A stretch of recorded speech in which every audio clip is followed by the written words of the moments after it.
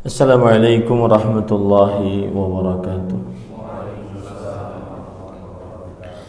Bismillahirrahmanirrahim. Innal hamdalillah nahmaduhu wa nasta'inuhu wa nastaghfiruh wa na'udzu billahi min shururi anfusina wa sayyiati a'malina. Man yahdihillahu fala mudilla lahu wa man yudlil fala hadiya lahu. Wa ashhadu an la ilaha illallah wahdahu la syarika lahu wa ashhadu anna Muhammadan abduhu wa rasuluh. Ya ayyuhalladzina amanu taqullaha haqqa tuqatih wa la tamutunna illa wa antum muslimun. Ya ayyuhan nasu taqu rabbakumul ladzi khalaqakum min nafsin wahidah wa khalaqa minha zawjaha wa batha minhuma رجالا كثيرا ونساء واتقوا الله الذي تساءلون به والأرحام إن الله كان عليكم رقيبا يا أيها الذين آمنوا اتقوا الله وقولوا قولا سديدا يصلح لكم أعمالكم ويغفر لكم ذنوبكم ومن يطع الله ورسوله فقد فاز فوزا عظيما أما بعد فإن أصدق الحديث كتاب الله وأحسن الهدي هدي محمد صلى الله عليه وعلى آله وسلم وشر الأمور محدثاتها وكل محدثة بدعة وكل بدعة ضلالة وكل ضلالة في النار. Alhamdulillah, kita bersyukur pada Allah Subhanahu wa taala pada hari ini, hari Senin ba'da subuh 8 Rajab 1444 Hijriah, kita dimudahkan oleh Allah Subhanahu wa taala untuk duduk bersama mengkaji ayat-ayat suci Al-Qur'an dan hadis-hadis Rasul sallallahu alaihi wasallam dalam sebuah kajian Islam ilmiah tematik membahas tema darah kebiasaan wanita muslimah. Salawat dan salam semoga selalu Allah berikan kepada Nabi kita Muhammad sallallahu alaihi wa ala alihi wasallam, pada keluarga beliau, para sahabat, serta orang-orang yang mengikuti beliau sampai hari kiamat kelak. Dengan nama-nama Allah yang husna dan sifat-sifat yang mulia, kita berdoa, Allahumma inna nas'aluka ilman nafi'an wa rizqan tayyiban wa amalan mutaqabbala, Allahumma amin. Ahibati fillah, akhawat wal ikhwah jami'an, saudara-saudari yang saya cintai karena Allah, semoga Allah Subhanahu wa taala selalu memberikan afiat kepada kita di dunia dan di akhirat. Tema yang kita bahas pada kesempatan kali ini adalah darah kebiasaan wanita muslimah. Dan yang dimaksud dengan tema ini adalah kita akan mempelajari hukum-hukum seputar darah kebiasaan wanita muslimah, yang tentunya ini sangat bermanfaat untuk para akhwat yang ada di bawah. Apa saja hukum-hukum yang berkaitan dengan darah seorang wanita muslimah? Yang pertama, darah kebiasaan wanita muslimah adalah darah haid. Haid pengertiannya secara bahasa adalah as-sayalan, sebagaimana dikatakan oleh Imam Ibnu Manzur di dalam kitab Lisanul Arab. As-sayalan artinya adalah aliran secara bahasa, sedangkan secara istilah syariat, sebagaimana dikatakan oleh para ulama fikih, di antaranya dalam kitab Mughnil Muhtaj yang ditulis oleh Imam Asy-Syarbini rahimahullah, bahwa darah haid adalah damu tabi'ah yurkhihi rahimu yusibuha fi ayyamin ma'lumah. Dia adalah darah yang merupakan kebiasaan dikeluarkan oleh rahim melalui kemaluan seorang wanita yang sudah baligh, dan terjadi ini pada hari-hari yang tertentu. Darah kebiasaan yang keluar dari rahim melalui kemaluan seorang wanita muslimah, seorang wanita yang baligh, yang terjadi pada hari-hari yang telah ditentukan. Sifat kemudian juga ada faedah dari Imam Ibnu Utsaimin rahimahullah ta'ala dalam kitab beliau Asy-Syarhul Mumti', la tahidul hamilu fil ghalib, bahwa wanita yang hamil kebanyakan tidak haid. Kenapa? Lianna hadzal dama biiznillah yansarifu ila al-janin an tariqis surrah. Karena darah ini dengan izin Allah Subhanahu wa taala dia berpindah mengalir kepada janin melalui pusar, wa yatafarraqu fil 'uruq liyataghadza bihi, kemudian dia mengalir pada urat-urat agar si janin mendapatkan asupan makanan. Idh innahu la yumkin an yataghadza bil akli wasyurbi fi batni ummih, karena tidak mungkin janin makan dengan dan minum di perut ataupun di dalam kandungan ibunya. Li'annahu law taghadza bil akli wasyurbi lahtaja ghadza'uhu ila al khuruj. Karena kalau seandainya janin ini bisa makan, bisa minum di dalam perut sang ibu, maka harus ada yang dikeluarkan karena fadalatut ta'am, sisa-sisa dari makanan tersebut. Dan ini hikmah Allah Subhanahu wa taala bagi seorang wanita, bahwa wanita jika dia dalam keadaan normal dan sudah baligh, maka dia memiliki darah kebiasaan yang wajib dikeluarkan. Kemudian jika dia dalam keadaan hamil, maka darah kebiasaan tersebut berubah menjadi asupan makan bagi sang janin. Jika janinnya dilahirkan, maka darah tersebut berubah menjadi air susu ibu. Jika sudah tidak menyusui, maka dia kembali lagi menjadi darah kebiasaan yang keluar pada waktu-waktu yang ditentukan. Nah, inilah kebiasaan wanita, darah kebiasaan wanita muslimah berupa haid. Adapun sifat darah haid disebutkan oleh para ulama rahimahumullah ta'ala dalam kitab-kitab fikih, yaitu yang pertama thakhinun laisa birraqiq, dia adalah dia kental, tidak encer. Darah haid itu kental, tidak encer. Muntinun karihatur raihah, dan baunya menyengat. Baunya menyengat. Ya. Ghairu mutajammim. Kemudian setelah itu dia tidak beku tapi dia kental, tidak beku. Nah, itu sifat darah haid. Dalam hadis juga disebutkan aswadu yu'rif, dia adalah hitam yang pekat, hitam yang sangat hitam. Jadi dia tidak seperti darah yang seperti kita mengeluarkan darah dari tubuh kita merah begitu, tetapi dia adalah aswadu yu'rif, yaitu hitam yang pekat hitamnya. Kemudian dia kental, tidak encer, dan baunya menyengat. Pengetahuan kita tentang darah haid ini penting karena seorang wanita muslimah akhirnya bisa membedakan darah yang keluar dari kemaluannya. Karena darah yang keluar dari kemaluan perempuan itu banyak. Ada nanti darah haid, ada nanti darah istihadah, ada nanti darah nifas.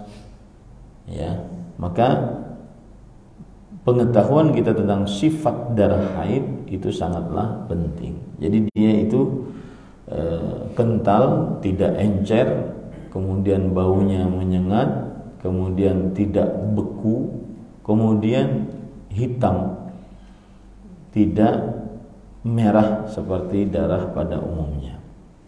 Nah, itu adalah sifat dari darah haid. Kemudian para ikhwah yang dirahmati oleh Allah Subhanahu wa taala, pembicaraan selanjutnya adalah umur yang seorang wanita terjadi haid padanya, pada umur berapa. Maka kita menguatkan pendapat yang dikuatkan oleh Imam An-Nawawi rahimahullahu taala. Beliau berpendapat la hadda li aqalli sinnil haid wala li aktsarihi. Tidak ada batasan untuk haid wanita itu, batasan umur yang paling muda dan paling tua, tetapi sesuai dengan wanita pada dirinya. Tidak bisa dibatasi misalkan haidnya wanita yang paling muda umur 7 tahun atau umur 9 tahun sebagaimana Aisyah radhiyallahu anha. Tidak, karena itu kembali kepada diri wanita tersebut. Dan ini adalah pendapat Imam Ad-Darimi rahimahullah ta'ala dan dikuatkan oleh Imam An-Nawawi rahimahullah. Beliau berkata, qala Ad-Darimi ba'da an dzakara al-ikhtilafat kullu hadha 'indi khata'. Imam Ad-Darimi setelah menyebutkan khilaf para ulama tentang berapa umur wanita yang paling muda untuk mendapatkan haid dan berapa umur wanita yang paling tua untuk mendapatkan haid, beliau menyebutkan khilaf di antara para ulama. Kemudian beliau mengatakan seluruhnya menurutku ini adalah keliru, li'anna al-marji'a fi jami'i dzalika ila al-wujud. Karena haid itu kembali kepada ada atau tidak adanya haid. Fa ayyu qadrin wujida fi ayyi halin wa sinin kana wajaba ja'lu haidan wallahu a'lam. Maka berapapun jenis darah yang keluar saat keadaan atau umur berapa saja, maka wajib menjadikan hal itu sebagai darah haid. Nah, jadi yang jadi ukuran adalah keluar darahnya atau tidak. Keluar darahnya atau tidak. Dan ini adalah pendapat Syekhul Islam Ibn Taimiyah rahimahullah ta'ala. Beliau berkata, la hadda li aqalli sinnin tahidhu fihi al-mar'ah wala li aktsarihi. Tidak ada batasan untuk umur yang paling minim seorang wanita haid di dalamnya. Begitu juga tidak ada batasan umur yang paling banyak seorang wanita haid di dalamnya. Dalil yang menunjukkan akan pendapat ini adalah surat Al-Baqarah ayat 222. Yas'alunaka 'anil mahid qul huwa adhan. Mereka bertanya kepada engkau wahai Muhammad sallallahu alaihi wasallam tentang darah haid. Maka ketahuilah dia adalah gangguan atau kotoran. Sisi pendalilan dari ayat ini yaitu allaqal haidha ala ma'nan mahsus fawajaba i'tibaruhu bihi duna taqyidihi bisinin muayyan. Allah mengaitkan haid dengan makna yang bisa dilihat, maka ini yang semestinya dijadikan sebagai patokan darah haid, yaitu darahnya ada atau tidak. Bukan patokannya adalah pada umur tertentu, pada batasan tertentu. Nah, ini para ikhwan yang dirahmati oleh Allah Subhanahu wa ta'ala. Kemudian juga dalam surat At-Talaq ayat 4. Wallahi ya'isna minal mahidhi min nisaikum in irtabtum fa'iddatuhunna 3 ashhur. Dan wanita-wanita yang menafous, yang sudah tidak ada lagi haidnya dari istri-istri kalian, maka jika kalian ragu maka iddah mereka 3 bulan. Di sini Allah Subhanahu wa ta'ala menyebutkan berhentinya masa haid dengan tidak haid lagi. Tidak menyebutkan umurnya 45, 50 perempuan misalkan, tidak. Tetapi kapan darah itu berhenti, maka pada saat itu berhentilah haid. Jadi yang ukurannya adalah ada atau tidaknya darah haid tersebut. Baik. Kemudian permasalahan selanjutnya yang berkaitan dengan darah haid adalah masa haid yang paling sedikit. Masa itu maksudnya berapa lama waktu haid yang paling sedikit. Apakah 1 hari, apakah 1 jam, apakah sepekan, 2 hari, 3 hari, atau yang semisalnya. Maka tidak, pendapat yang dikuatkan, maksudnya kita menguatkan pendapat bahwa para ulama, kita ini kan membaca perkataan para ulama saja kita kuatkan gitu ya, mana yang lebih kuat. Pendapat yang dikuatkan dari pendapat para ulama adalah tidak ada batasan untuk masa minim haid, dan ini adalah mazhab Maliki dan juga sebagian pendapat dari mazhab ulama salaf, seperti perkataan dari Ibnu Rajab Al-Hambali dalam kitab beliau Fathul Bari Syarah Sahih Bukhari. Beliau mengatakan waqala ta'ifah, sekelompok ulama mengatakan la hadda li aqallihi ayil haid bal huwa ala ma ta'arrafahu al-mar'ah min nafsiha. Tidak ada batasan masa haid yang paling minim, tetapi seorang wanita mengetahui sendiri tentang haidnya. Wa huwal masyhuru an Malik, dan ini yang masyhur dari Imam Malik, wa qawlu Abi Dawud wa Ali bin al-Madini wa ruwiya 'anil Auza'i. Dan inilah pendapat Ali bin al-Madini, kemudian Imam al-Auza'i rahimahumullah taala dari ulama-ulama salaf.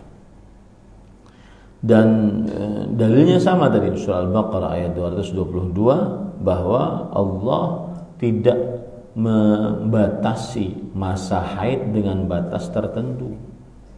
Allah tidak membatasi masa haid dengan batas tertentu. Tetapi yang jadi batasannya adalah kapan dia haid, ada atau tidak dia haid. Nah, kemudian permasalahan selanjutnya, masa paling banyak haid, apakah 1 bulan, 15 hari, 1 pekan, atau seberapa?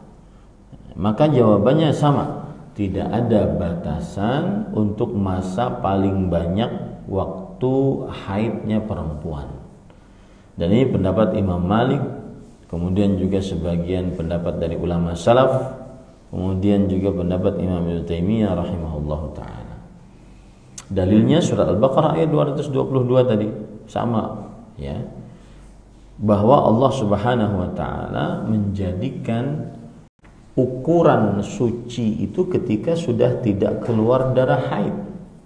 Maka tidak ada batasan masa tertentu yang ditentukan dalam syariat Islam. Tapi ukuran wanita suci darah haid ketika sudah tidak keluar haid. Sudah tidak keluar haid. Seperti misalkan Allah berfirman, wa yas'alunaka 'anil mahid qul huwa adzan fa'tazilun nisaa fil mahid wa la taqrabuhunna hatta yadhhur. Jangan kalian dekati wanita-wanita yang sedang haid, jangan kalian gauli mereka sampai mereka suci. Di sini Allah menjadikan batasan terakhir haid tidak pakai hari, tidak pakai jumlah bilangan, tetapi kesucian. Kapan kemaluannya sudah tidak mengeluarkan darah, maka pada saat itu berarti berhenti darah haidnya.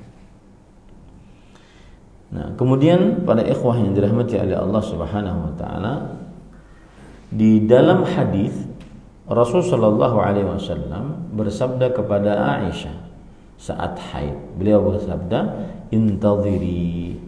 Tunggu. Jangan tawaf dulu karena kamu sedang haid, tunggu. Fa idza tahirti fakhruji ila tan'im fa ahili.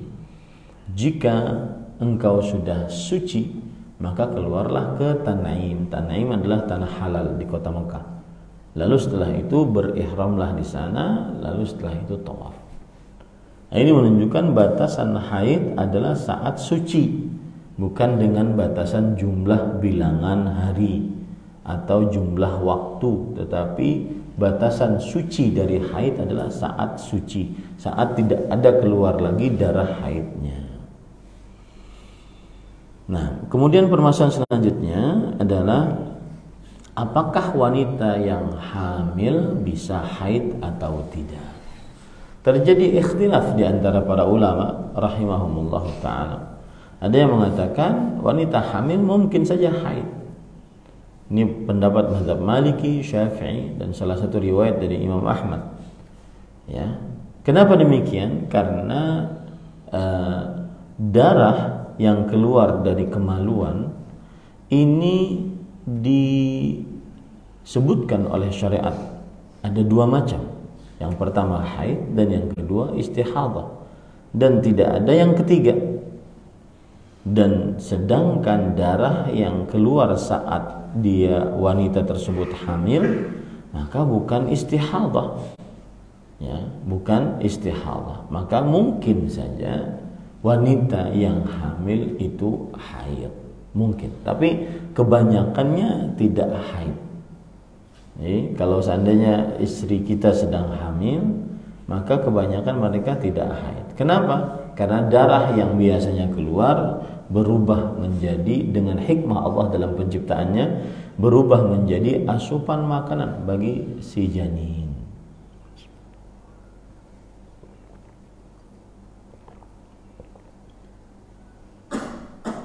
Baik. Kemudian pendapat yang kedua adalah wanita hamil tidak mungkin haid. Dan ini pendapat mazhab Hanafi dan Hambali. Dan pendapat Imam Syafi'i, tapi dalam fatwanya yang lama, al-qaulul qadim kata orang, fatwanya yang lama. Kenapa? Karena Allah berfirman dalam surah At-Talaq ayat 4, wa ulatul ahmal ajaluhunna an yadh'ana hamlahun. Dan wanita-wanita yang hamil, masa iddah mereka adalah saat sudah melahirkan. Ini kalau seandainya berpisah dengan suami saat hamil, atau baik karena cerai atau karena meninggal, maka masa iddahnya saat sudah melahirkan. Masa iddahnya saat sudah melahirkan. Saya beri contoh misalkan hari ini melahirkan seorang perempuan, kemarin dia ditalak oleh suaminya, maka talaknya jatuh, kemudian masa iddahnya selesai dengan dia melahirkan. Berarti esok Selasa kawin. Nah, gitu. Ya, itu berhenti masa iddah, maksudnya begitu. Nah, sisi pendalilan dari surah At-Talaq ayat 4 bahwa wanita hamil itu tidak haid adalah Allah menjadikan jumlah bilangan hamil yaitu dengan melahirkan, dan tidak menjadikannya dengan haid. Kalau seandainya wanita hamil itu bisa haid, maka niscaya Allah Subhanahu wa taala akan menjadikan jumlah bilangan masa iddahnya dengan haid. Tetapi masa iddahnya adalah dengan melahirkan tadi. Ya. Jadi kalau wanita biasa ditalak oleh seorang istri atau berpisah dengan suaminya, baik karena mati atau karena cerai, maka batasannya adalah 3 kali haid. Wanita biasa ini yang bukan hamil, batasannya adalah 3 kali haid. Baru setelah itu boleh dia melakukan pernikahan. Nah, di dalam ayat ini, jika wanita hamil, dia dijadikan batasan iddahnya saat melahirkan, bukan dengan haid batasannya, tapi saat melahirkan.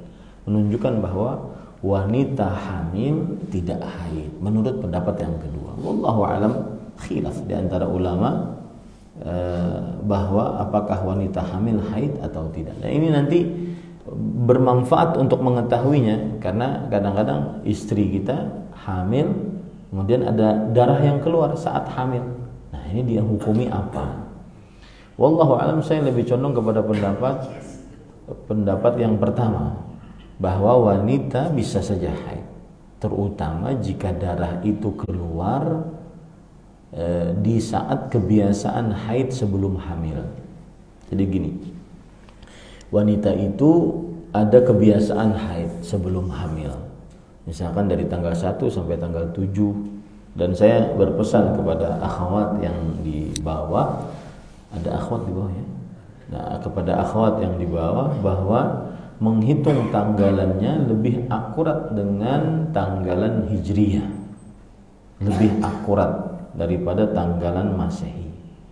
Nah, misalkan dia di tanggal 1 sampai tanggal 7 haid, kemudian dia hamil, bulan pertama tidak keluar lagi haid, bulan kedua, bulan keempat, bulan kelima mungkin keluar darah. Nah, dilihat ini darah, apakah keluarnya di antara tanggal 1 tanggal 7 atau tidak. Kalau seandainya keluarnya bukan tanggal 1 sampai tanggal 7, berarti dia darah istihadah, bukan darah haid. Darah istihadah bukan darah haid. Bisa dimaklumi ini? Taib. Kemudian pada ikhwan dirahmati oleh Allah Subhanahu wa taala, apa hukum bercak kudrah dan sufrah? Kudrah artinya adalah cairan yang seperti cairan kotor gitu, air yang kotor yang keluar dari kemaluan perempuan, atau sufrah yang kemerah-merahan. Ya, kudrah yang keruh, bukan kotor, keruh, cairannya keruh warnanya. Kemudian sufrah yang kemerah-merahan. Apa hukumnya ini? Maka jawabannya, apabila cairan yang keruh ataupun kemerah-merahan tersebut keluar di masa haid,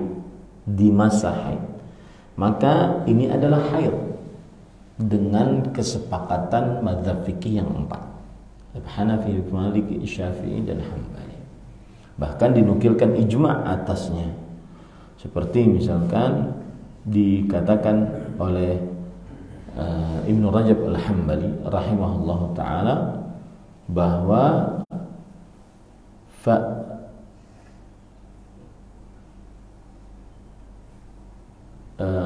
dalla qawlu Aisyah radhiyallahu anha hadza ala anna sufrah wal qudrah fi ayyamil haid. Perkataan Aisyah radhiyallahu anha ini menunjukkan bahwa cairan yang keruh atau cairan yang kemerah-merahan pada masa kebiasaan haid, maka itu adalah haid. Pada masa kebiasaan haid, maka itu adalah haid. Dan ini adalah pendapat jumhur. Ya, ini adalah pendapat jumhur.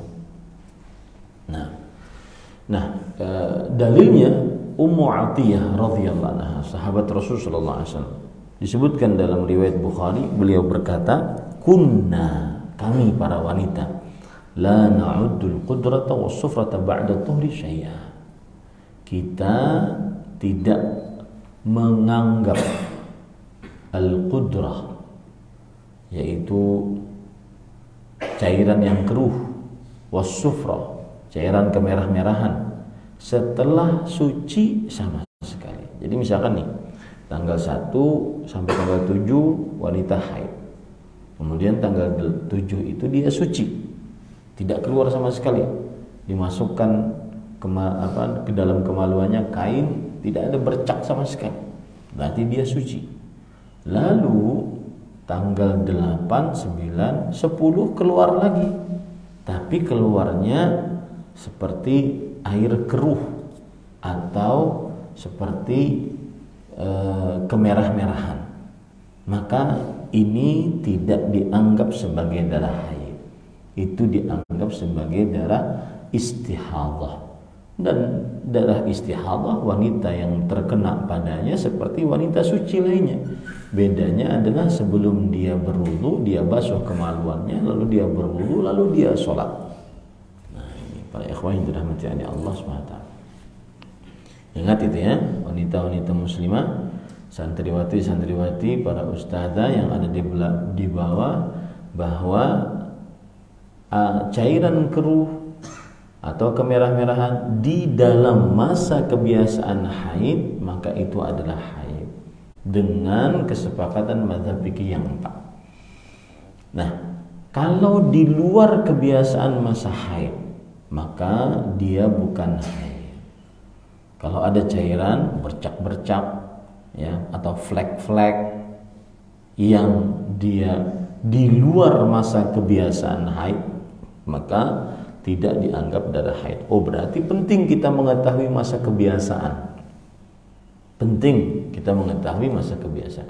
Tapi kalau seandainya perempuan tidak memiliki masa kebiasaan karena baru, atau karena memang Allah bertakdir untuk si perempuan ini dia tidak memiliki masa kebiasaan, kadang awal bulan, kadang akhir bulan, kadang pertengahan bulan, kadang halat-halat hari, bingung dia, maka itu dilihat kepada darah, sifat darah yang dia keluarkan.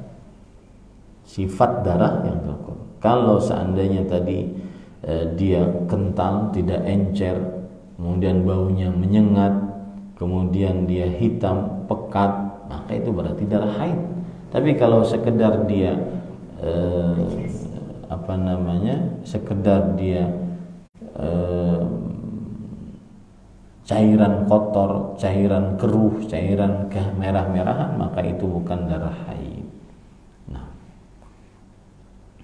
sekarang para ikhwan dirahmati oleh Allah Subhanahu wa taala, apa saja yang terlarang bagi wanita haid saat dia haid? Apa saja yang terlarang dan apa saja yang tidak terlarang? Yang pertama adalah sholat. Bagi wanita yang haid terlarang untuknya mendirikan sholat, ya, haram. Bahkan kalau seandainya mengerjakan sholat berdosa, ya. Sengaja dalam keadaan haid, dia sudah tahu hukumnya, sengaja dia mendirikan sholat, maka dia berdosa. Kemudian pada ikhwan yang dirahmati oleh Allah Subhanahu wa taala, apa hukum mengqadha sholat saat seorang muslimah haid? Misalkan kan dia haid dari tanggal 7 sampai 1 sampai tanggal 7. Apakah sholat-sholat yang dia tinggalkan selama sepekan ini dia qadha atau tidak? Jawabannya adalah tidak. Ya, jawabannya adalah tidak mengqadha. Nabi Muhammad SAW bersabda, "Alaysat idza hadat lam tusalli wa lam tasum?" Bukankah seorang wanita muslimah jika dia haid dia tidak sholat dan tidak berpuasa? Dan wanita muslimah yang haid kemudian dia suci wajib mengqadha puasa, adapun sholat tidak. Dan ini hikmah Allah Subhanahu wa taala dalam penciptaan. Hikmah Allah dalam penciptaannya, bahwa puasa saja yang diqadha, sedangkan sholat tidak. Kenapa? Karena mengqadha puasa hari-harinya sedikit, sedangkan mengqadha sholat, sholatnya sangat banyak. Nah, ini kemudahan bagi para perempuan. Jika seorang wanita haid di dalam waktu sholat dan belum mengerjakan sholat, apakah dia wajib mengqadha sholat tersebut atau tidak? Misalkan azan zuhur jam 12.30, anggap seperti itu.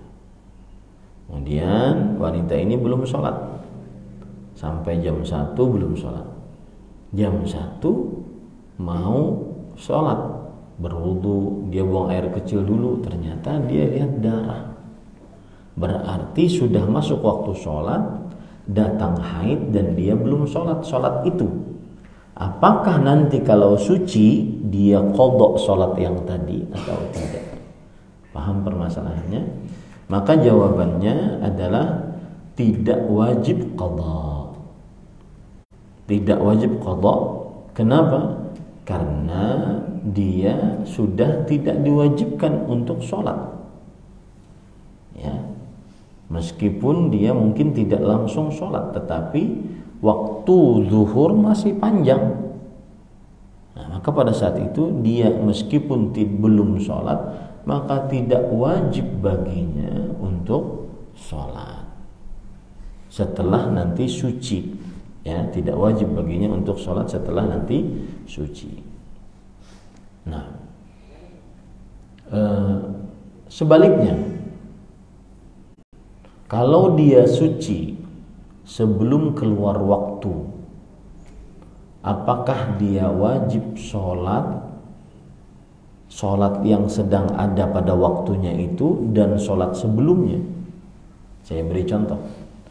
Wanita ini suci setelah asar dari haidnya, mandilah dia. Apakah dia wajib sholat asar? Jelas, karena waktu asar masih ada. Nah, sholat zuhurnya wajib nggak? Maka jawabannya adalah tidak diwajibkan kecuali yang dia sholat pada waktu itu saja. Kecuali yang dia sholat pada waktu itu saja. Jadi kalau seandainya sucinya waktu asar, ya sudah sholat asar saja, tidak perlu sholat zuhur dan asar. Kalau sucinya di waktu maghrib, ya sudah, berarti sholat maghrib saja. Atau kalau sucinya di waktu isya, berarti sholat apa? Isya saja, tidak perlu dia sholat maghrib dan isya. Nah, ini dua permasalahan yang berkaitan satu dengan yang lain.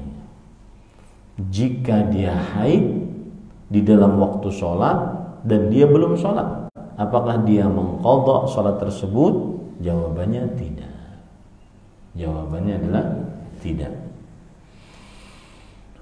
Jika dia suci di waktu sholat, apakah dia sholat di waktu itu, waktu sholat itu, dan juga sholat sebelumnya? Jawabannya dia sholat untuk waktu itu saja.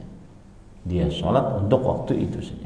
Kenapa demikian? Karena Rasulullah SAW bersabda dalam hadis riwayat Bukhari, "Man adraka minas subhi rak'atan qabla an tatlu'a syams faqad adraka subha, wa man adraka rak'atan min al-'asr qabla an taghruba syams faqad adraka al-'asr." Siapa yang mendapati waktu subuh satu rakaat sebelum terbit matahari, maka berarti dia sudah mendapati waktu subuh. Berarti dia sholat subuh saja. Ya. Dan siapa yang mendapati satu rakaat dari sholat asar sebelum terbenam matahari, maka dia sudah mendapati waktu sholat asar. Berarti dia sholat asar saja, tidak ada sholat subuh, sholat zuhur, tidak perlu. Nah, ini para ikhwan yang dirahmati oleh Allah Subhanahu wa taala. Nah, apa dalil dari hadis Rasul Shallallahu Alaihi Wasallam bahwa orang yang sholat dia tidak wanita yang haid tidak wajib sholat, gitu ya? Wanita yang haid tidak wajib sholat.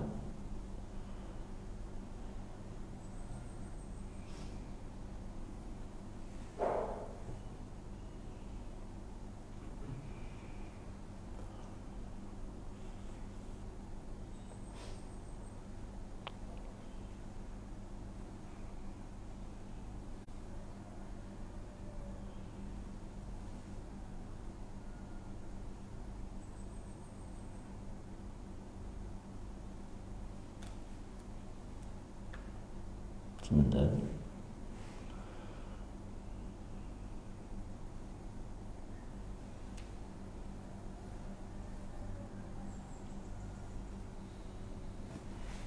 Baik. Salah satu dalil yang menunjukkan bahwa wanita yang haid tidak wajib sholat adalah Rasulullah SAW bersabda, "Wa in kuntum junuban fattahharu." Jika kalian junub maka bersucilah. Junub adalah hadas besar sebagaimana haid hadas besar. Selama junub tidak diperbolehkan untuk sholat kecuali setelah bersuci. Selama haid tidak diperbolehkan sholat kecuali setelah bersuci. Nah, ini pada ikhwah yang dirahmati oleh Allah, itu dalil yang menunjukkan bahwa wanita yang haid dia tidak diwajibkan untuk sholat.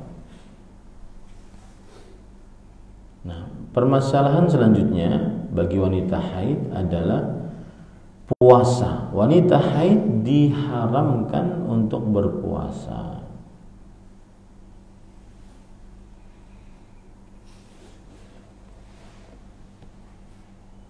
Kemudian wanita haid wajib mengqadha puasa.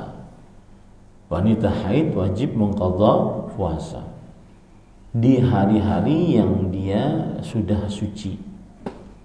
Nah, kemudian permasalahan hukum wanita haid menahan dari makan dan minum jika suci di siang hari bulan Ramadan. Saya beri contoh, dia suci jam 12 siang dari haidnya. Berarti kan ini ceritanya dalam bulan Ramadan, berarti masih ada setengah siang sampai terbenam matahari. Nah, ini boleh makan atau tidak? Karena dari pagi memang dia makan, tidak puasa, dia minum, tidak puasa. Tetapi ketika dia sudah suci, apakah dia wajib menahan atau tidak? Maka jawabannya terjadi ikhtilaf di antara para ulama akan hal ini. Ya, ada yang mengatakan wajib menahan karena dia sudah menjadi seorang yang dalam kewajiban karena sudah suci.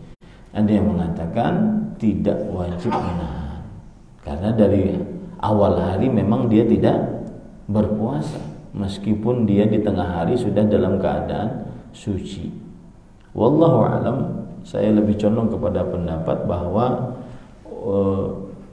wanita yang suci di tengah hari bulan Ramadan, maka pada saat itu dia tidak wajib menahan, tetapi lebih baik dia tahan. Kenapa? Karena dia sudah dalam keadaan orang yang diwajibkan untuk berpuasa. Cuma memang pada hari itu dia belum berpuasa, makanya lebih baik dia tahan.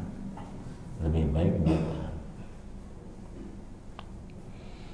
Hukum puasa wanita yang haid jika suci sebelum subuh. Di sini adzan jam 5. Dia suci 5 menit sebelum subuh. Bagaimana hukum puasanya? Jawabannya adalah jika wanita yang haid suci sebelum subuh, wajib atasnya berpuasa meskipun belum mandi. Yang penting dia suci dulu. Meskipun dia belum mandi, saat adzan subuh belum mandi, tapi dia sudah suci, sudah benar-benar kering, keluar lendir putih, menunjukkan bahwa dia suci, maka tetap wajib dia puasa. Tetap wajib dia puasa.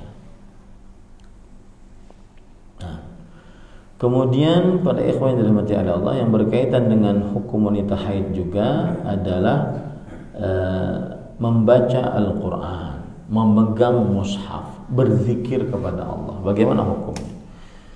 Membaca Al-Quran untuk wanita haid diperbolehkan, dan ini mazhab Maliki dan juga pendapat dari Imam Syafi'i dalam fatwanya yang lama. Salah satu riwayat dari Imam Ahmad, pendapat Imam Ibnu Utsaimin, Imam Ibnu Taimiyah, Imam Al-Qayyim, dan juga fatwa tetap untuk panitia tetap untuk fatwa dan pembahasan ilmiah Kerajaan Arab Saudi. Boleh wanita yang haid membaca Al-Quran. Kenapa demikian? Karena keumuman dalil diperbolehkannya untuk membaca. Iqra'ul Quran, bacalah oleh kalian wahai kaum muslimin Al-Quran. Dan ini adalah umum. Ini adalah umum, tidak ada pengecualian. Wanita haid jangan membaca.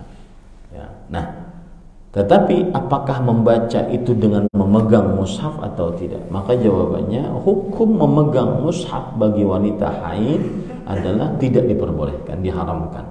Dan ini kesepakatan mazhab fikih yang 4. memegang mushaf, buku Al-Quran bagi wanita haid diharamkan. Kenapa? Karena Allah berfirman dalam surat Al-Waqi'ah ayat 77 sampai 79, innahu laqur'anun karim fi kitabim maknun la yamassuhu illal mutahharun. Sesungguhnya ia adalah Quran yang mulia di dalam kitab yang terjaga dan tidak dipegang kecuali malaikat-malaikat yang suci. Ya. Suci di sini maksudnya adalah terlepas dari hadas. Dan di dalam hadis yang diriwayatkan oleh Imam At-Tabarani, Imam Ad-Daruqutni, Imam Al-Baihaqi dari Abdullah bin Umar radhiyallahu anhuma, Rasulullah SAW bersabda, la yamassu al-Qur'ana illa tahir. Tidak ada yang memegang Al-Quran kecuali orang yang suci. Nah, ini mushaf. Tadi membacanya boleh, tapi memegangnya tidak. Kemudian berzikir, istighfar, subhanallah, alhamdulillah, Allahu akbar, salawat, berzikir boleh bagi wanita yang haid dan nifas untuk berzikir dengan kesepakatan mazhab fikih yang 4. Apa dalilnya? Dalilnya adalah Nabi Muhammad SAW bersabda dalam hadis riwayat Bukhari dan Muslim kepada Aisyah. Beliau berkata, if'ali ma yaf'alul hajj ghaira annaki alla tatufi bil bait hatta tathuri. Wahai Aisyah, engkau sekarang sedang haid, lakukanlah seluruh apa yang dilakukan oleh seorang yang berhaji, kecuali tidak boleh tawaf. Seorang yang berhaji, dia mengucapkan talbiyah, labbaik Allahumma labbaik. Berarti boleh. Seorang yang haid, dia bertalbiyah, berarti boleh dia berzikir. Nah, ini.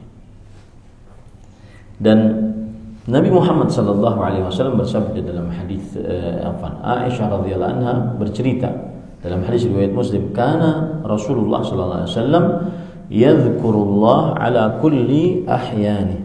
Adalah Rasulullah SAW berzikir kepada Allah di setiap keadaannya, baik itu dalam keadaan haid atau tidak, beliau tetap berzikir, baik dalam keadaan junub atau tidak, tetap berzikir. Berzikirlah kepada Allah Subhanahu wa taala.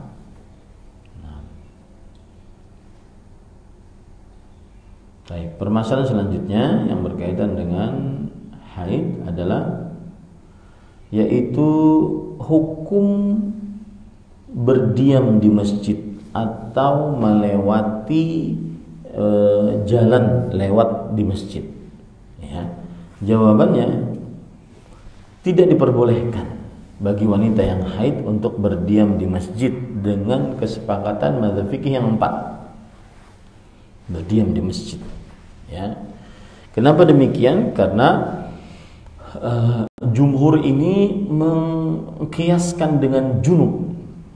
Allah berfirman, ya ayyuhalladzina amanu la taqrabus salata wa antum sukara hatta ta'lamu ma taqulun wa la junuban illa 'abiri sabil hatta taghtasil.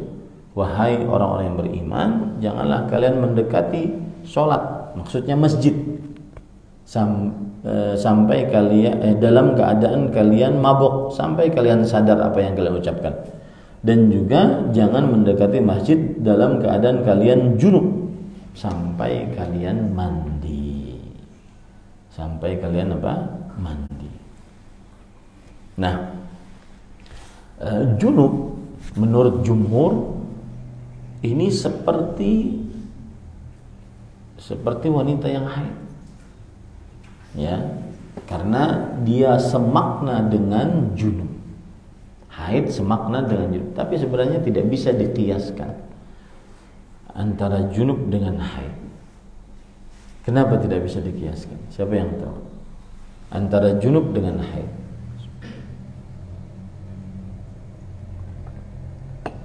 Kalau junub, hadasnya bisa hilang dengan langsung mandi. Tapi kalau haid, hadasnya bisa hilang setelah haidnya, setelah sucinya, ya. Nah, ini tidak bisa disamakan junub dengan haid, nggak bisa disamakan. Nah, maka para ikhwan yang dirahmati oleh Allah Subhanahu wa taala, berdalil dengan surat An-Nisa ayat 43 tentang bahwa wanita haid itu dilarang ke masjid dan dilarang diam di masjid, ini kurang tepat. Tapi ada dalil yang lebih kuat, yaitu dalam perkara sholat Id, Idul Fitri atau Idul Adha. Coba perhatikan perkataan Ummu Athiyyah radhiyallahu anha, riwayat Bukhari dan Muslim. Umirna an nukhrijal huyyadha yawmal idain.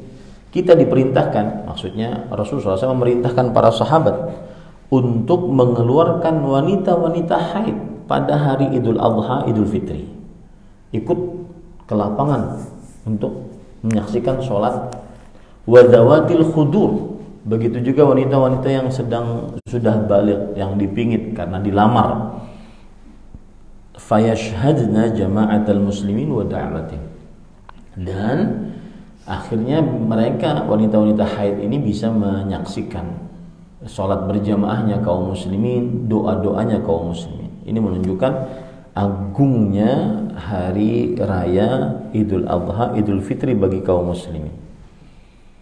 Tetapi di zaman sekarang kadang-kadang ada perayaan-perayaan yang dilebih-lebihkan melebihi hari raya kaum muslimin. Wa ya'tazilul huyyad an musallahunna. Nah, wanita-wanita yang haid menyendiri dari tempat sholatnya para perempuan. Nah, ini menunjukkan bahwa wanita yang haid tidak diperbolehkan untuk berdiam di masjid. Baik, kalau berdiam tidak boleh, lewat aja boleh nggak? Maka jumhur mengatakan boleh. Karena tadi sebagaimana junub boleh lewat saja, maka wanita yang haid pun boleh lewat saja. Nah, kemudian permasalahan selanjutnya adalah menggauli di kemaluan wanita yang sedang haid. Apa hukumnya? Jawabannya adalah haram menggauli di kemaluan wanita yang sedang haid. Rasulullah SAW, Allah berfirman dalam surah Al-Baqarah ayat 222. Yas'alunaka 'anil mahyid. Mereka bertanya kepada engkau tentang wanita yang haid. Tentang darah haid maksud saya. Qul huwa adzan. Katakanlah bahwa darah haid itu adalah kotoran. Fa'tazilun nisaa fil mahyid. Jauhilah, janganlah gauli wanita di dalam waktu haidnya, di kemaluannya. Nah, ini tidak diperbolehkan pada ikhwan yang dirahmati oleh Allah Subhanahu wa taala. Jadi tidak diperbolehkan untuk menggauli wanita di kemaluannya saat wanita tersebut haid. Dalil dari hadis Rasul sallallahu alaihi wasallam riwayat Muslim, Anas bin Malik bercerita, "Anna al-yahuda kanu idza hadatil mar'atu fihim lam yu'akiluha." Lihat kaum Yahudi, buruknya sikap mereka terhadap wanita haid. Kaum Yahudi kalau ada wanita mereka haid, mereka tidak mau makan bersama wanita tersebut. Walam yujami'uhunna fil bait, dan tidak mau bergaul berkumpul dengan wanita haid tersebut, harus disuruh keluar rumah. Fasa'ala ashabun Nabi sallallahu alaihi wasallam an-nabiy sallallahu alaihi wasallam. Maka para sahabat pun bertanya kepada Rasulullah SAW tentang hal ini. Maka Allah mengatakan wa yas'alunaka 'anil mahyid. Mereka bertanya kepada engkau tentang haid. Qul huwa adza. Katakanlah dia adalah kotoran. Fa'tazilun nisa fil mahyid. Jauhilah menggauli perempuan di kemaluannya saat haid. Maka Rasulullah SAW mengatakan isna'u kulla syai'in illa nikah. Tetapi boleh suami bercumbu dengan istrinya dengan jenis cumbuan apapun kecuali nikah. Kecuali nikah itu maksudnya kecuali memasukkan kemaluan ke dalam kemaluan. Ya, ini yang tidak diperbolehkan. Adapun bergaul, bercumbu dengan istri yang sedang haid maka tidak mengapa. Dan ini untuk menyelisihi kaum Yahudi. Karena kaum Yahudi ketika ada perempuannya itu haid tidak mau sama sekali, tidak mau duduk, tidak boleh bersama duduk bersama, makan bersama, nggak boleh. Harus keluar, harus jauh. Nah, kalau umat Islam tidak. Wanita meskipun sedang haid, dia tetap diberlakukan sebagai seorang wanita muslimah. Bedanya cuma satu, yaitu tidak digauli di kemaluan. Digauli, dicumbui di selain kemaluan diperbolehkan. Dan dalilnya adalah tadi yang sudah saya sebutkan, kemudian ijma'. Ijma' boleh bergaul dengan wanita yang sedang haid kecuali pada kemaluannya, tidak diperbolehkan. Boleh merasakan kelezatan dengan wanita haid apa yang ada di atas pusar dan di bawah lutut. Nah, ya, di atas pusar dan di bawah lutut. Sebagaimana hadis Rasulullah SAW tadi, isna'u kulla syai'in illa nikah. Buatlah segala hal kecuali memasukkan kemaluan ke dalam kemaluan. Aisyah radhiyallahu anha bercerita, wa kana ya'murni fa attaziru fayubashiruni wa ana haid. Nabi Muhammad SAW memerintahkan aku untuk memakai sarung, ya, menutupi antara pusar dengan lutut. Kemudian beliau menggauliku, artinya tidak pada kemaluan. Nah, ini para ikhwan yang dirahmati oleh Allah Subhanahu wa taala.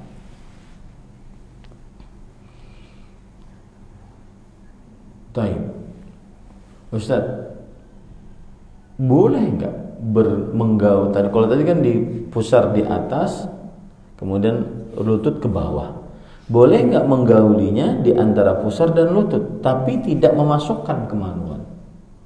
Maka jawabannya boleh, asalkan tidak masukkan kemaluan ke dalam kemaluan. Dan ini mazhab Hambali, kemudian juga mazhab salah satu pendapat dari mazhab Syafi'i, dan ini dikuatkan oleh Imam An-Nawawi rahimahullahu taala, bahwa boleh menggauli istri di antara pusar dan lutut, tetapi dengan syarat tidak memasukkan kemaluan ke dalam kemaluan. Bolehkah menggauli istri yang sudah suci dari haid tapi belum mandi? Si suami bertanya, sudah sucikah kamu? Mungkin belum suci, aku poligami lah wasbanari kan. Ya, ada kadang laki-laki yang tidak sanggup begitu. Ya, sepekan dia gemetar hendak menunggu istrinya. Ini laki-laki sejenis seperti ini kalau dia mampu wajib dia poligami. Ya, daripada dia berzina. Saya pernah bertemu dengan laki-laki seperti ini. Istrinya 4. Kenapa saya bilang? Saya itu nggak tahanan orangnya. Saya pegang tangannya kuat sekali. Ya, jadi dia tidak tahan, istrinya haid, dia gemetar. Karena tidak bisa masukkan kemaluan ke dalam kemaluan. Maka ada kesempatan ketika wanita tersebut sudah suci dari haidnya tapi belum mandi. Bolehkah itu? Maka jawabannya tidak boleh untuk digauli dalam kemaluannya jika sudah terputus dari haid tapi belum mandi. Dan ini mazhab jumhur ulama dari mazhab Maliki, Syafi'i, Hambali, bahkan dinukilkan ijma' akan hal itu. Sebagaimana surat Al-Baqarah ayat 222, wala taqrabuhunna hatta yathurun. Janganlah kalian mendekati para perempuan tersebut sampai mereka suci. Fa idza tatahharna fa'tuhunna min haitsu amarakumullah.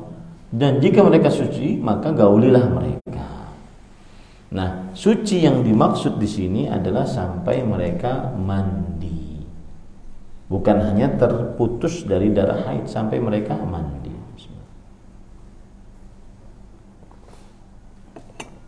Itu ya. Kemudian permasalahan selanjutnya, mentalak wanita yang sedang haid, apa hukumnya? Jawabannya adalah haram mentalak wanita yang sedang haid. Adapun mentalak wanita yang sedang hamil boleh, jatuh talaknya. Tetapi mentalak wanita yang sedang haid haram hukumnya. Talaknya talak bid'ah. Nah, tapi kalau sudah terjadi juga wanita ini haid, suaminya mungkin marah sekali, kemudian dia talak istri, saya talak kalau meskipun dalam keadaan haid, jatuh tidak talak? Maka jawabannya adalah terjadi khilaf di antara ulama, jatuh dia. Wallahu alam, dia jatuh talaknya. Ya, jatuh talaknya. Kalau ada wanita yang sedang haid, tapi dia mendapati suaminya zalim, selingkuhkah, akidahnya rusakkah, ibadahnya tidak dia kerjakankah, dia sudah tidak tahan dengan suami seperti itu, tapi dia dalam keadaan haid, atau dia dizolimi kah, KDRT, dia dalam keadaan haid, bolehkah dia menggugat cerai? Jawabannya boleh, dan jatuh talaknya. Boleh menggugat cerai dan jatuh talaknya. Nah, saya tidak sebutkan dalil-dalilnya karena nggak cukup waktunya ya para ikhwah.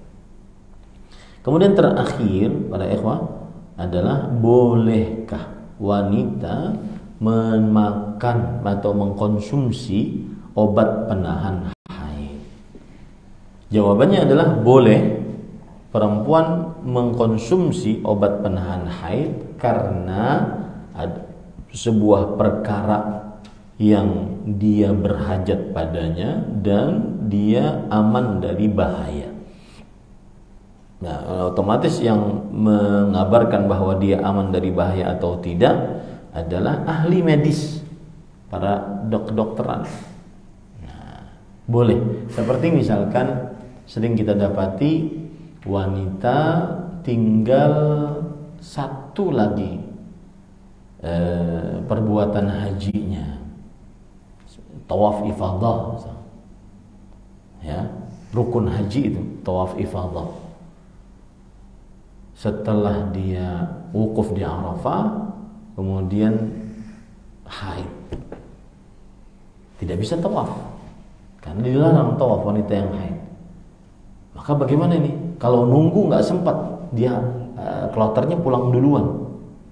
Maka jawabannya adalah dia minum penahan haid. Sebelum keluar darah haid dia sudah reka-reka, sudah hitung-hitung. Wah, ini kalau ini haid nih. Dia minum.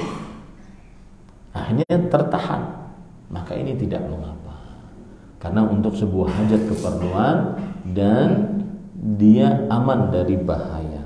Ya, dia aman dari bahaya. Nah, ini beberapa hukum darah kebiasaan yang dimiliki oleh wanita muslimah, dan itu baru perkara haid. Karena dia ada tiga darah.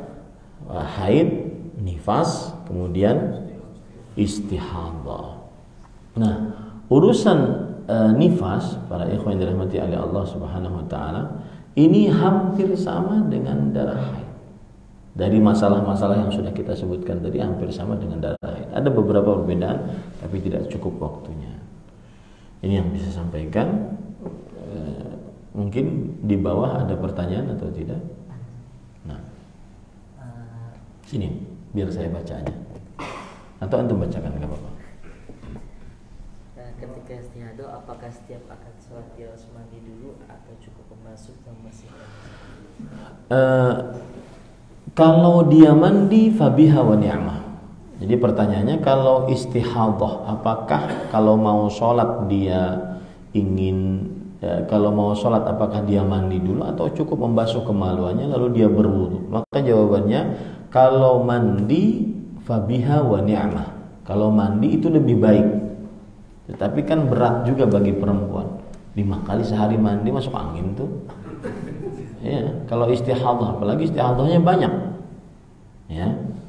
Kenapa istihadah banyak? Apalagi zaman sekarang wanita-wanita banyak sekali minum macam-macam. Pil untuk kolagen, pil untuk kulit bening, pil untuk rambut lurus, pil untuk macam-macam. Pil-pil semua. Pil-pil itu yang menyebabkan akhirnya darah haidnya itu tidak normal, sehingga akhirnya banyak keluar istihadah. Nah, yang seperti ini bagaimana? Maka jawabannya adalah asal hukumnya yang dia lakukan hanya membasuh kemaluan, lalu berwudu, lalu sholat. Kalau darah istihadahnya banyak, dia bisa mandi, ya, dia bisa mandi dan dia bisa sholat dengan cara menjamak. Saya beri contoh, mandinya di waktu zuhur, lalu sholatnya sebelum beberapa waktu sebelum asar, sholat zuhur lalu sholat asar, digabung begitu, dijamak, karena istihadahnya besar sebagaimana yang terjadi kepada para sahabat wanita di zaman Rasulullah SAW. Jadi mandinya kalau begitu cuma 3 kali saja. Mandi untuk sholat zuhur dan asar, mandi untuk sholat maghrib dan isya, mandi untuk sholat subuh. Nah, ini. Tapi kalau seandainya merasa berat, maka pada saat itu dia cukup untuk membasuh kemaluannya, berwudu lalu dia sholat. Kedua, jika sudah keluar cairan putih yang biasanya merupakan patokan kalau wanita sudah suci, tapi 1 atau 2 hari setelahnya keluar cairan keruh, yaitu coklat seperti darah haid, apakah itu masuk dalam rangkaian? Ya. Aisyah radhiyallahu anha, istri Nabi, pernah menasihati para perempuan agar tidak tergesa-gesa untuk menentukan dia sudah selesai haidnya atau tidak. Beliau berkata, la ta'jalan hatta tarayinnal qissatal bayda. Jangan kamu tergesa-gesa sampai kamu melihat lendir putih atau cairan putih yang menunjukkan bahwa sudah benar-benar berhenti darah haidnya. Jadi menentukan darah haid berhenti itu 2 menurut para ulama fikih. Yang pertama, keluarnya cairan putih. Yang kedua, apabila dimasukkan kain ke dalam kemaluannya tidak ada bercak sama sekali. Nah, kalau setelah itu sehari 2 hari keluar kemudian qudrah dan sufrah tadi, qudrah artinya air keruh ataupun kemerah-merahan, maka ini tidak dianggap haid sama sekali, tetapi dianggap sebagai darah istihadah. Yang dibingungkan oleh para wanita muslimah kadang-kadang yang keluar setelah sehari 2 hari tadi itu warnanya seperti darah haid. Kalau qudrah atau sufrah mungkin dia sudah aman, artinya tenang hatinya. Tapi ini warnanya seperti darah haid. Ini yang dia bingung kadang-kadang. Warnanya hitam, baunya pekat, kemudian kental, tidak encer, kemudian panas, ya. Dia hangat. Sebagaimana dijelaskan oleh para ulama fikih. Maka pada saat itu lihat kebiasaannya. Kalau memang kebiasaannya dia punya kebiasaan dan itu sudah di luar kebiasaan, maka tetap dianggap darah istihadah. Tetap dianggap darah istihadah. Allahu a'lam. Kemudian jika wanita haid di bulan Ramadan dan dia dari pagi sama tadi, yang dari pagi tidak ada makan dan minum, dan pada tengah hari dia telah bersuci mandi bersih, apakah dia berpuasa atau tidak? Iya. Tadi sudah kita jelaskan bahwa apabila wanita suci di tengah hari bulan Ramadan, di pagi hari dia sudah tidak berpuasa. Kemudian dia suci di tengah hari bulan Ramadan. Bagaimana statusnya? Apakah menahan makan minum atau tidak? Jawabannya lebih baik untuk menghormati bulan. Tapi dikatakan tidak boleh makan, tidak boleh minum, tidak. Ya. Nah, ini apakah sama hukumnya dengan orang yang mu'allaf di tengah hari bulan Ramadan? Masuk Islam tengah hari bulan Ramadan. Pagi hari dia nggak puasa. Jam 12 dia masuk Islam. Apakah dia menahan? Jawabannya iya. Karena dia sudah termasuk ahli wujub. Orang yang diwajibkan untuk berpuasa. Ya, orang yang diwajibkan untuk berpuasa. Wallahu a'lam. Lagi? Konsep hukum wanita mengucapkan amin dalam sholat. Jawabannya, wanita mengucapkan amin hanya dengan diri sendiri saja. Artinya cukup dia mengucapkan, tidak seperti para lelaki. Para lelaki disyariatkan untuk mengucapkan dengan suara yang keras. Adapun perempuan tidak mengucapkan amin dengan suara yang keras, cukup dia dengar oleh dirinya sendiri saja. Wallahu a'lam. Sudah? Ada lagi? Kalau lagi haid terus ke masjid tapi ada keperluan seperti kajian di masjid, itu boleh. Kemudian ketika sedang haid bolehkah pakai sarung tangan ketika memegang mushaf? Untuk pertanyaan yang pertama, jawabannya adalah apabila wanita tersebut terpaksa pergi ke masjid karena sedang haid, maka diperbolehkan, tetapi lebih baik dia mungkin di teras atau lebih baik mungkin di tempat yang dia aman, tidak tercecer darahnya, dan juga dia super ketat untuk menjaga pembalutnya sehingga tidak tercecer darahnya. Yang jadi masalah adalah bukan zat si wanita ini nggak suci, ya, tetapi darahnya itu yang tercecer, dikhawatirkan, itu yang jadi masalah. Nah, adapun untuk pertanyaan yang kedua apa tadi? Memegang mushaf dengan hail, dengan sarung tangan. Jawabannya boleh. Yang penting tidak memegang mushaf secara langsung. Kalau dengan sarung tangan maka diperbolehkan. Allahu a'lam. Cukup. Ini yang bisa kita sampaikan. Semoga yang disampaikan bermanfaat. Sallallahu Nabi Muhammad walhamdulillahirabbil alamin. Subhanakallahumma hamdik asyhadu an la ilaha illa anta astaghfiruka wa atubu ilaik. Wassalamualaikum warahmatullahi wabarakatuh.